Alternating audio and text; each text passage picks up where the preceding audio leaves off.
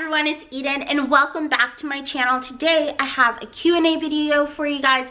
It's super long, so I'm just gonna try to get through it. If you're not subscribed, please subscribe and give this video a thumbs up or a thumbs down if you don't like it, but you haven't even watched it yet, so how do you know? So initially, let's give it a thumbs up, just like expecting that you're gonna like it. Anyhow, let's get into the questions. The first question is, give us an update on yoga teacher training. Favorite gear, what you've learned, spill the tea, sis. So, update on yoga teacher training. It's going amazing. It's a lot more intense than it has been in the past, and I'm a lot more sore than I have been in the past. Ashtanga can kiss my ass. Just kidding, love Ashtanga. But my favorite gear, Lifeform mats. They're amazing. They're like in between like a non-slippy mat and a Lulu mat. They're just like the perfect amount of grip where you can still glide and you're not getting stuck to your mat. And it has alignment markers, which is amazing if you kind of live in a bigger body, really. And they're just a bit wider than a traditional mat too, so I really love them. They're expensive, but in my opinion, they're well worth it. What have I learned? I've been learning all of the different sun salutations, proper alignment, anatomy, how to sequence, a lot of practice teaching, and really just learning to be more vulnerable with a group, which for me is kind of second nature because I do that here on YouTube. I share a lot, but it's really amazing to see others learn to be vulnerable too. So that's been really great for me.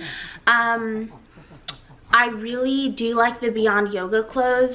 I don't think they're good for like running or anything, but for yoga specifically, I think they're really great. I love Fabletics leggings. I've been wearing so much Fabletics. This is Nicole making lots of noise. Nikki, can you sit down, please? The next question is, how's Nicole doing in her old age? She's needy and she's having a bad allergy day, so if you guys hear a lot of snorting and hacking going on, that's her. And then it asks for products and editing recommendations for vlogging novices. The Canon G7X, it's expensive, but it's worth it. For the most part, it'll last you about 2 years. Then you'll get maybe a couple of dead pixels, but you don't have to do anything with it.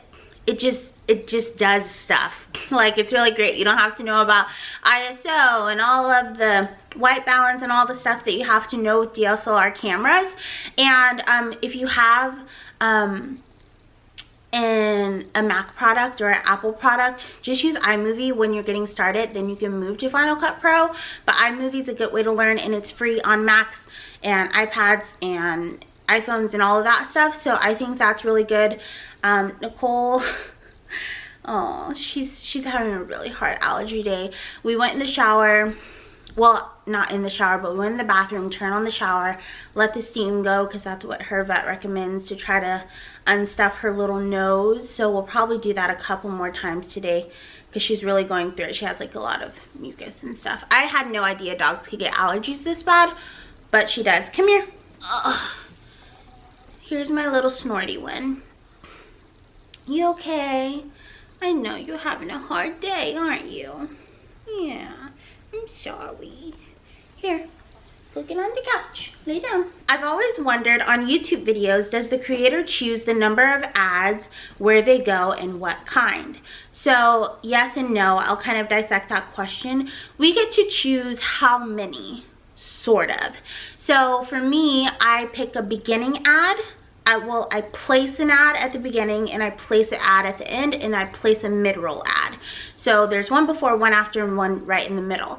But sometimes you'll go to my videos and there'll be like 5 or 6 ads. That's because YouTube has selected to add a few more. You don't really have control over that aspect of it, and you don't really get to control the types, the specific ads that you get. So we can go into our AdSense account and say, I don't want any horror movie accounts. I don't want any accounts that have sexual content. You get to based on genre, but there's not specific genres. Like, I know some people have been like, oh, I saw a burger commercial. I can't go in and say I don't want meat. on my videos, because there's not a category for that. So it's very minimal how much control you have over the type of ad that you get. And yes, a creator does decide for the most part how many they place specifically, but on top of that, you can't really control how many YouTube puts, because they can put like the banner ads underneath. They can put the ones that are kind of just on the bottom of the screen. They can put skippable and non-skippable ads. So yes and no. How can I make more friends? As an adult, I've become antisocial and I have no one to hang out with. So for me, this may not be the answer for you, but all of my really good friends in Texas I met at the gym or at work.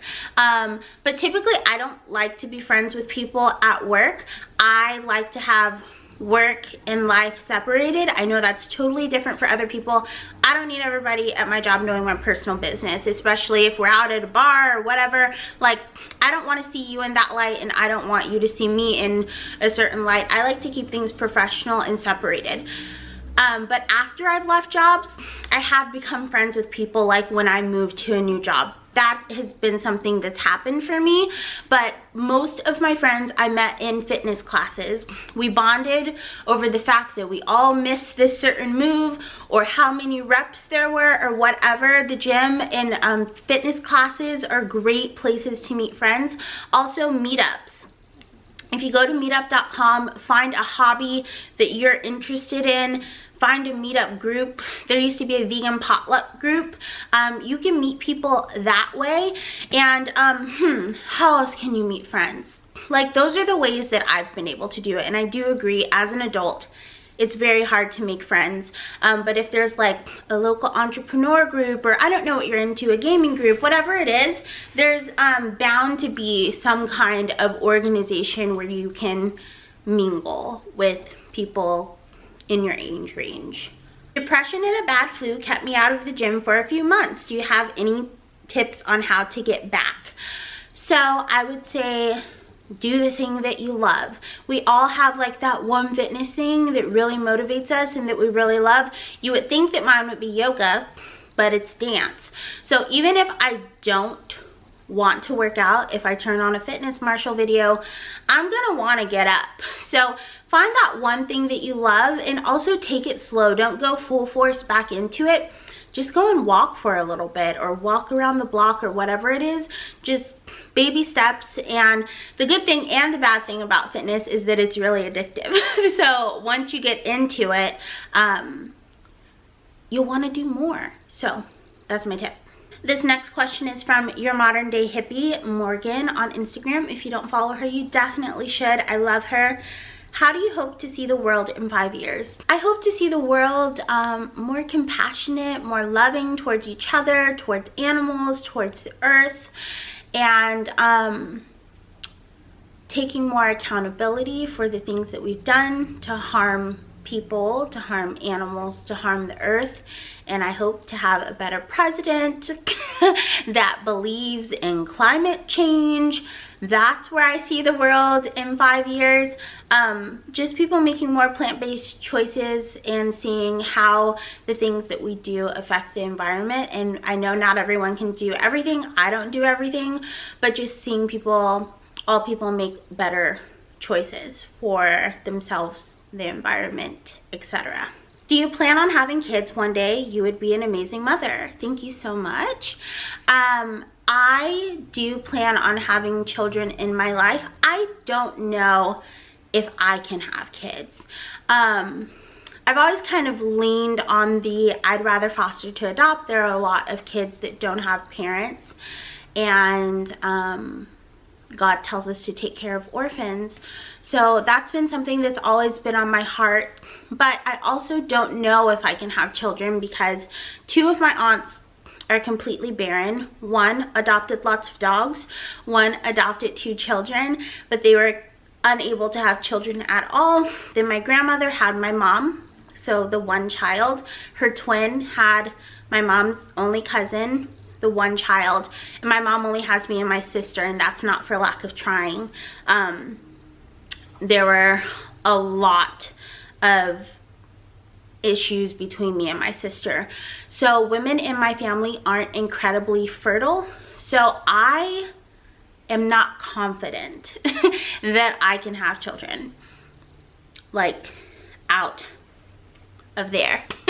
So mature, you know. I don't know if I can poop out a baby or not. So I'm not against having biological children. I definitely will if I can, but I still do honestly just feel like adoption and foster care are a part of my path. I felt that for a very long time.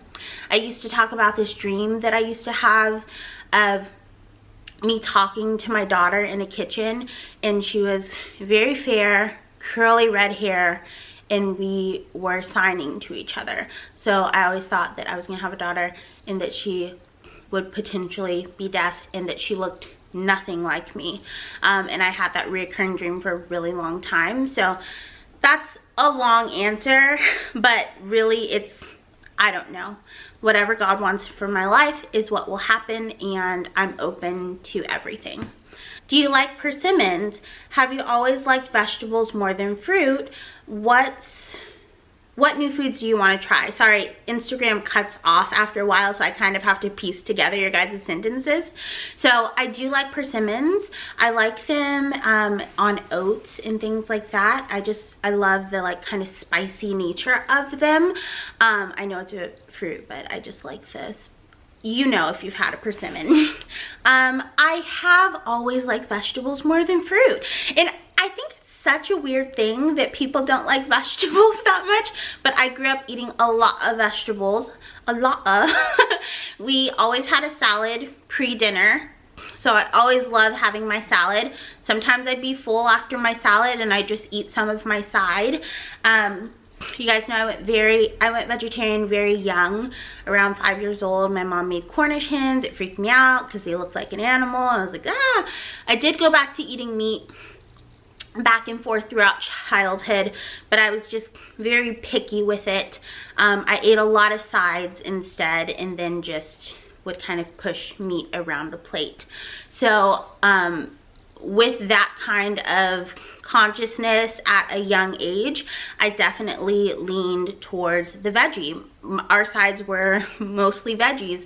Lots of green beans, Brussels sprouts before they were cool, lots of lima beans, black-eyed peas. So yes, beans and veggies are just my preference. I don't know why. I do like some fruits. I really like melons. Like, I love honeydew melons. I love watermelon and things like that. What do I want to try? I want to try more Asian vegetables. When I go to the Asian market, like the Chinese broccoli, I had that in a dish somewhere, and then I saw it at the Asian market, and I'm like, I need to make that at home. And more varieties of mushrooms other than the standard, I want to try those too. So yeah. How do you get to a place of self-acceptance? Also, introvert or extrovert? So I used to be very much an extrovert. Now I consider myself like an introverted extrovert. And maybe that's not the proper classification. I just really value alone time. A lot of people are very uncomfortable alone and don't like to be alone. I really love going to the movies by myself. I love going to lunch by myself. I love spending alone time just to decompress. But I also love being around people. So it's kind of like back and forth. I have a strong personality. That's why I consider myself an extrovert as well. But what was the rest of the question?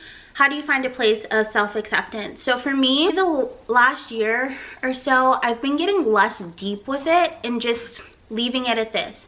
The fear of missing out. I don't want to miss out on my life because I'm waiting on my weight in order to be happy. Because if you're waiting on your weight to change or do whatever in order to be happy, you're never gonna be happy. Because once you lose weight, you're gonna have loose skin, or you're gonna have cellulite, or your body's not gonna look exactly like you thought it was gonna look. And then you're gonna have a new set of problems, or whatever it is. I'm not gonna miss out on trips to the beach because I'm fat. I'm not gonna miss out on going to conferences because I'm fat. I'm not gonna miss out on speaking engagements because I don't want 1,000 people looking at my big fat body on stage. Like, I'm not gonna miss out on opportunities. I'm not gonna miss out on my life. I'm not gonna miss out on the chance to share what I have to offer to other people because I'm afraid to be happy, or I'm afraid to love myself. I mean, there's enough people that are out there bashing your body and talking bad about yourself. You owe yourself it to stand up for you. So that's what it is. The fear of looking back and thinking, I didn't do this, I didn't do this, I didn't do this because I wanted to hide, because I was ashamed, because I was afraid of what other people would think. So that's how I found self-acceptance. Would you ever travel to the DC area to do a meet and greet? You're my biggest role model. Biggest? Yes, I would. Have you ever accidentally ate meat or dairy since becoming vegan? Yes, plenty of times. And like, vegan isn't about being perfect, it's about doing the best you can, and I live in a non-vegan world, so it's gonna happen. It's not like I lose my vegan virginity or something every time meat or dairy touches my tongue. It's just whatever, move on. How did you get where you are now? Your success and passion has been so inspiring to me. So it's hard work. I've always worked very hard. I've been very vocal on my channel about the value of hard work, the value of learning, the value of sacrificing in order to reach your dreams. And I think you hit it right on the head when you said your passion. You're only going to be successful in something that you're passionate about. You're only going to give 120% on the things that make you thrive and that like light you up. You hear that? She's snorting so hard, poor little thing. So that's what you need to do. Find your passion and go after it. It's gonna be hard. You're gonna have to put in hours. Sometimes you're gonna have to put in hours at your job while you're putting in hours on your passion, and that's just how it is. You just do what you gotta do to do what you want to do. So there we go. More story times, please. Absolutely. So since I started the Vegan Chub Club podcast with Joelle, which is amazing and I love her, I think that I'm going to turn my personal podcast, the Garden of Eden podcast, more into like a story time and like just my life journey podcast. Sorry, I have a lot of tweets coming in right now. So yes, more story times coming, but they'll probably be on the Garden of Eden podcast. I'll put the links to the Vegan Chub Club and the Garden of Eden podcast down below. They're available on iTunes, SoundCloud, and Apple Podcasts. How were you first introduced to yoga? So I was introduced to yoga when I was losing a lot of weight, like 4 or 5 years ago. It was recommended to me by one of my trainers as a way to stretch out, not knowing that I would get all and like really reap all of the benefits of yoga. I just went to like stretch, and I thought it was going to be super easy, just like casual stretching, but it was like power yoga. So I left there like drenched, my mat was drenched, but my spirit and like everything was just lifted. I felt like someone took this giant weight and pulled it off of my shoulders, and it was like the most magnificent feeling. But also I felt like even though I felt great, I was like, I don't think this is for me. It's not for my body. It's hard to get into a lot of shapes. But now that's why I'm becoming a yoga teacher, to show people that you don't force your body into the shapes. You make the shapes work for your body, and when you do that, you get everything, the mind, body, and spirit practice of yoga. So yeah. How did you become so confident as a plus size woman? It's kind of what I said in the last question, the fear of missing out, but also confidence grows from knowing yourself.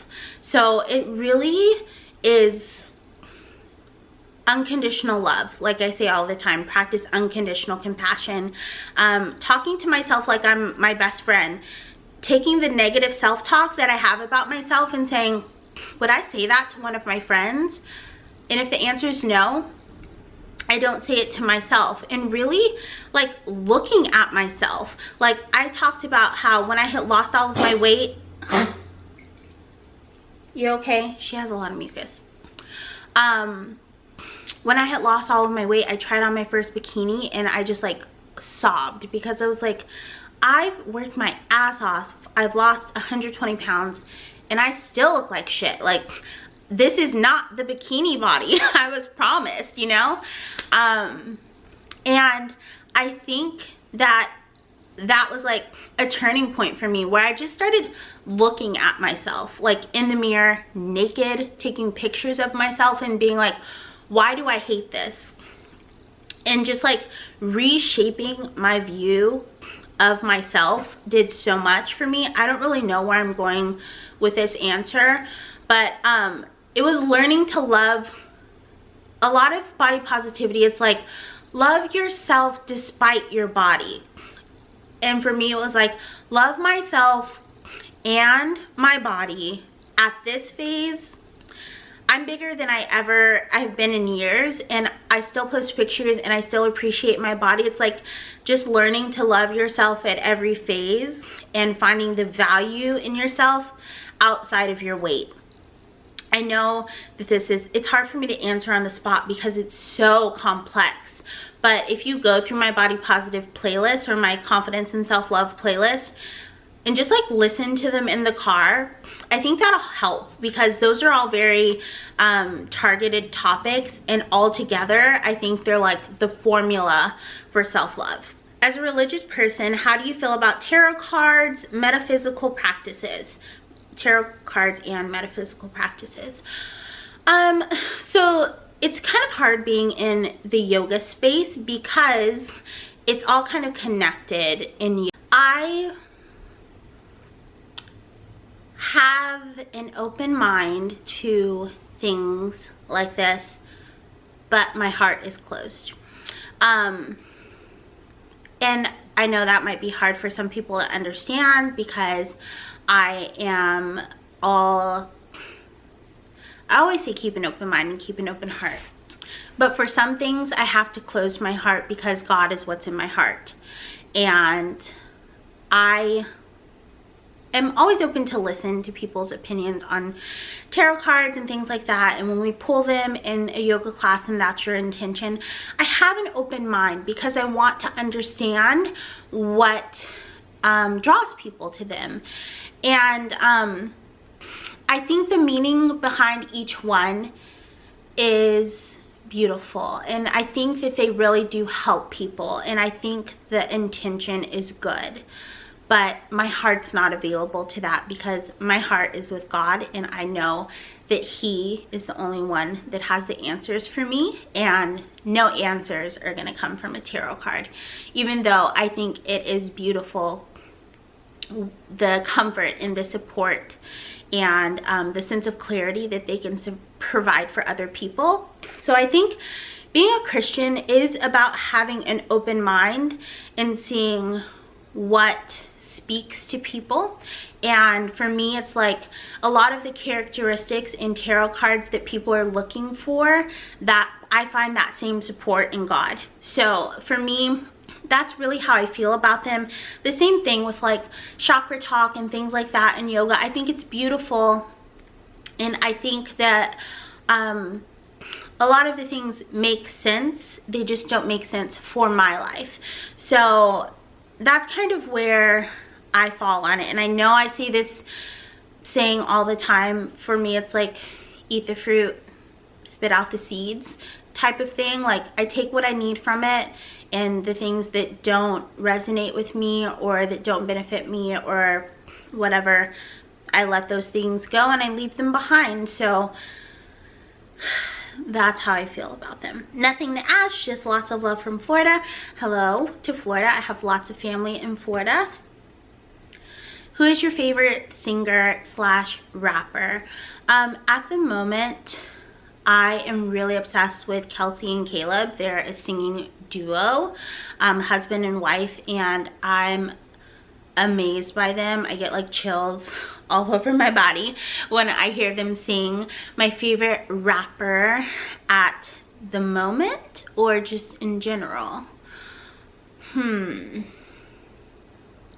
I mean, I really love hip hop in general, so it's hard for me to pick like a favorite rapper.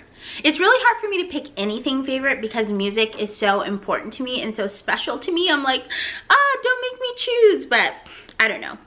I love music. So, I need to start putting together more Spotify playlists so that you guys can see like the type of stuff that I like to listen to. That might be more helpful than this question. What inspired you to go vegan? I don't want to be repetitive in this video, so I will forward you to my why I went vegan video. So basically, God told me to, and I know this is sounding real woo-woo to people that are not religious, but I've never been a super religious person, and I was like, well, if this is the only thing God's ever spoken to me, then I better do it. And it's not even that I think Christians shouldn't eat meat. I think that God had an ideal for us, and he allowed for more imperfection in us at some point, but I want to be what God wanted initially, not what he settled for. So that helped. But as for people that influenced me to go vegan, when I went vegan, it wasn't that long ago, just about 6 years ago, but when I Googled vegan, put it into YouTube, the two things that came up first were Gary Yourofsky's The Best Speech You'll Ever Hear. I thought that that was a really great speech. Even though I may not agree with his activism on all levels, that speech was very inspiring. And the second one was from Excusitarian to Vegan. It's called From Excusitarian to Vegan by Colleen Patrick Goudreau. And that was the most eloquent speech I had ever heard. And it was eloquent and not offensive in any way, just very factual. And you could feel how passionate her heart was through that speech. And then the first time that I ever even heard the word vegan was from Russell Simmons in his business book called Do You. He talked about veganism so much, and it was just so in passing that like it was always kind of, it like planted that seed in the back of my mind. And then ahimsa in yoga, which means nonviolence. So those are kind of the combination of things that inspired me to go vegan. What shoes do you think are most comfortable for work / in an office setting? So don't laugh, but when I first started my career over 10 years ago, I was still working at the front desk. I worked my ass off up to the executive office. And those shoes that I wore and that my managers, even after I left the front desk, recommended to everyone were Crocs. I know, but Crocs has high heels. So at my job, there was at least a 1-inch heel and stockings required for women. I know, sexist. So 1-inch heel. So Crocs had these wedges, and they just look like black dress shoes, but they're so comfortable. They had some that looked a little bit weird and rubbery, but then they had some more fashionable ones too. So Crocs high heels are very comfortable, especially if you're on your feet all day. The next are LifeStride shoes. I love LifeStride shoes. The majority of their line is vegan. They're comfortable. They have wide widths, because that was always the problem for me. Even though they'd have like comfortable shoes, they were never wide enough for me. So they were still very, very uncomfortable. So LifeStride shoes and Crocs were my favorite for being on my feet. When I finally moved into like the exec office, I picked uncomfortable shoes because I only had to wear them for like site visits or client lunches or whatever, and I just kept flats under my desk and just changed into my heels when I absolutely had to. So yeah, I'm working on building my vegan business. Do you have any advice? Kind of similar to that other question I asked, do the thing you're passionate about. Don't jump on this wave of what's popular, because then you're not going to be passionate about it, and that's what your audience is going to be built on, and you're going to feel stuck. So do something that you're passionate about and be authentic. Don't try to be anyone else but yourself, and start now. We do all this stuff like, oh, I need this before I can start, and I need this, and I need to do it. Just start because it's going to take a while for you to find your way. Read a book called Rework.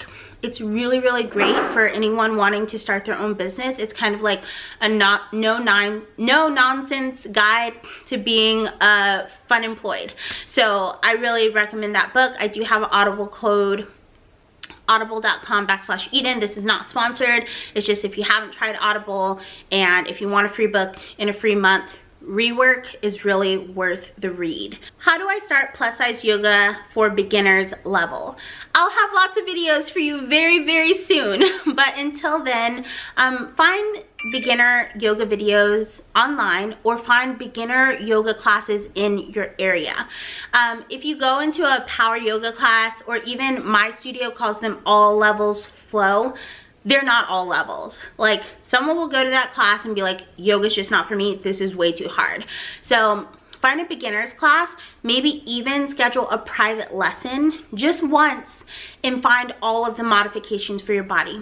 How to use blocks, how to go into triangle pose, how to do an accessible warrior, how to get your down dog solid, because that's like the foundation of yoga. So a private lesson would be really, really great for you. I'm going to be offering them very, very soon, but those are my tips. Try to do some beginner classes on YouTube. I used to do the beginner ones on YouTube and I still felt like they were hard, or like I couldn't reach in some of the ways that they were telling me to, because thinner bodies just don't understand being in a bigger body. As hard as they may try and as pure as their intentions may be, it's just different if you live in an actual bigger body. So look on Instagram for modifications, type in pigeon pose, and then look and see if you see a modification and try that. Or type in plus size yoga on Instagram and see what other girls are doing, because that may very well work for your body. If you could give one piece of advice to 20-something-year-olds, what would it be? Work hard, work hard, work hard, work hard. I feel like not all 20-somethings, but a lot of 20-somethings are just waiting for the big thing. They're like, I can't wait to be done with this job so I can do my own thing. Or they want to get to the ultimate goal, but they don't want to do the work to get there. And that's just what I hear, or direct messages that I get or something. And to them, it may not even look like that. But for me, on the outside perspective, it's looking that way. So just work hard and enjoy things, like enjoy the moments that you're in. Those are, I know, I guess that's two. But enjoy things that are happening right now. They're all lessons. You're going to learn from them. They're amazing memories, and to work really hard. How are you? Oh, I'm very good. Thank you. Have you ever had a moment where you messed up and ate something non-vegan? Yes, plenty of times. Not intentionally, but I have had non-vegan things on occasions since being vegan. So I talked about a stew before. It was like in the work cafeteria, and I don't know if someone put like, there was like a meat soup, a vegetarian stew soup type of situation, if someone put the wrong spoon in there and that's how it got in there or whatever. I've had sauces that have had milk. I've had it multiple times too. Servers be like, oh yeah, totally vegan, and then I go and another server's like, no, that's not vegan at all. And I'm like, oh, shit, I've been eating that for like 2 weeks, you know, or whatever it is. But like I said before, just do the best you can, whatever. How are you so beautiful? You're gonna have to take that up with Jesus. He made a masterpiece here, and I am oh so thankful. So thankful. Will you visit Cali for a meet and greet? Absolutely. I love California. I should be there in March. I graduate yoga teacher training in March. I should be there in March. I'm 99.7% sure, and then in May. Broccoli or cabbage? So lately, cabbage. It used to be broccoli, but I started having a lot of digestion issues when it came to broccoli. A lot of bloating, very gassy. So you can't go to yoga like that. You just really can't. So broccoli's kind of been ex-nayed from my diet until further notice. But cabbage doesn't do that thing, and it's so weird because they're both like cruciferous or whatever, I think. I don't know. But yeah, broccoli doesn't do that to me. what challenges do you face for being an African American vegan? So for me, I think I'm very relatable to a lot of African Americans. So I've had a lot more positive things than challenges. They see me as just one of them. So they're like, oh, well, if she's eating that, maybe I can work in a meatless Monday, or I can eat plant-based every day for lunch. And for me, seeing those changes in people and people embrace me has been really wonderful. But I have a big voice, and I am not going to whitewash myself for veganism.